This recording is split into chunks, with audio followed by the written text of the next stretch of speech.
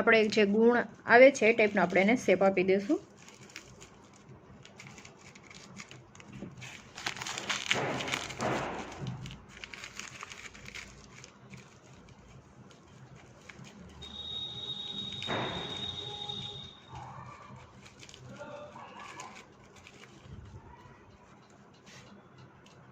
એનો ધાર કરી લઈશ.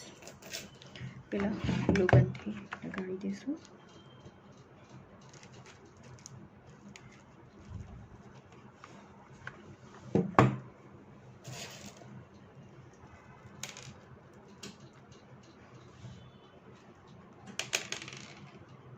આવી રીતે ઉપરથી હું ઉપર ચણાની દાળ નાખી દઈશ. જો તમારે કોઈ પણ કઠોળ લેવું હોય તો એ પણ તમે લઈ શકો છો.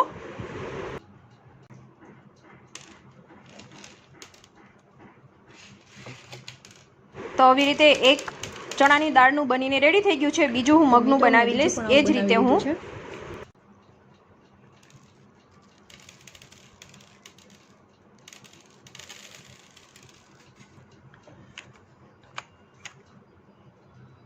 આવી રીતે મગ એમાં નાખતા જવાના છે ને ઉપર ગ્લુગન લગાડતું જવાનું છે ને ફરી એમાં મગ નાખી દેવાના છે અને ઉપર સરસ ટોકરા જેવું કરવાનું છે.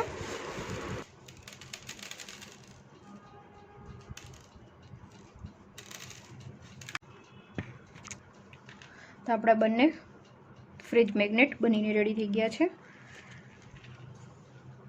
મગનું પણ એકદમ સરસ રેડી થઈ ગયું છે. હવે એને પાછળ આ ટાઈપના મેગ્નેટ મળે છે. કોઈ પણ જે સ્ટેશનરી શોપ હોય છે ત્યાં તમને મળી જશે. એને આપણે ગ્લુગનથી જ લગાડી દઈશું.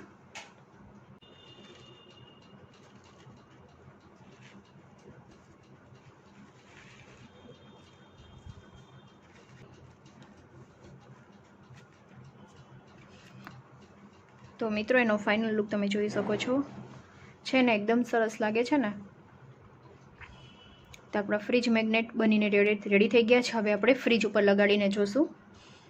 તો મિત્રો આપણા જે મેગ્નેટ છે બનીને રેડી થઈ ગયા છે ને એકદમ સરસ ઇઝી રીતે બની જાય છે ને.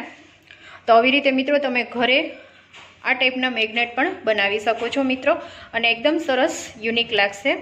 તો મિત્રો જો આજનો વિડીયો તમને પસંદ આવ્યો હોય તો મારી ચેનલને સબસ્ક્રાઈબ કરજો, લાઈક કરજો અને શેર કરજો. તો મળતા રહેશું નવા વિડીયો સાથે, નવી ક્રિએટિવિટી સાથે. ત્યાં સુધી બાય બાય.